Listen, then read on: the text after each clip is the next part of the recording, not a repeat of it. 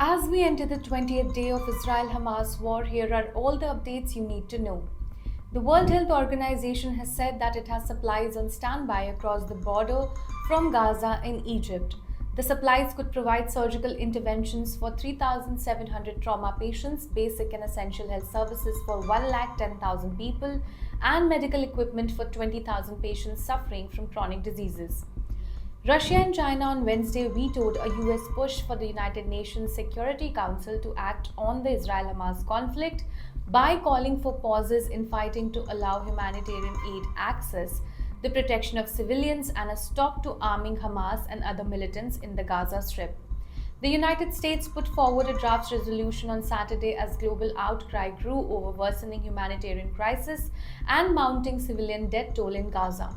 It made the move just days after it vetoed a humanitarian-focused draft from Brazil, arguing more time was needed for US-led diplomacy.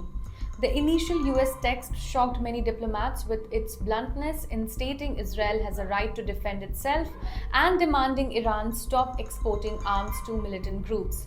It did not include a call for humanitarian pauses for aid access, but it largely toned down the final text that was put to the vote. Israel's envoy in Taipei said on Thursday that Taiwan has been a good friend whose support Israel has appreciated, but China's response to the attack by Hamas militants has been disturbing. Britain will convene a meeting of the government's Cobra Emergency Response Committee today to consider its strategy and approach towards Gaza and the Israeli-Hamas conflict. North Korea's foreign ministry accused Israel of bombing a hospital in the Gaza Strip on October 17, saying it had openly committed a war crime under the undisguised patronage of the United States. Israeli ground forces carried out a relatively large incursion into the Gaza Strip overnight to attack Hamas positions, Israel's army radio reported on Thursday. It described the raid as larger than previously carried out during the Gaza war, which is now in its third week.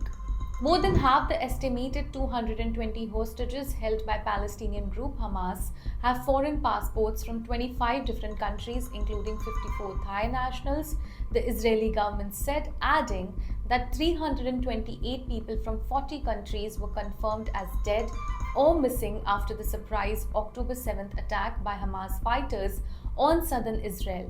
In all, an estimated 1,400 people were killed in the assault. Israeli Ambassador Naor Gilon said on Wednesday that the time has come for India to proscribe Hamas as a terrorist organization, like many other nations have already done.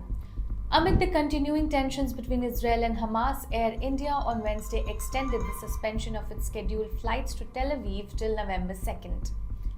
Thank you for joining us for this update. Stay tuned as we continue to bring you the latest developments in this complex and evolving situation.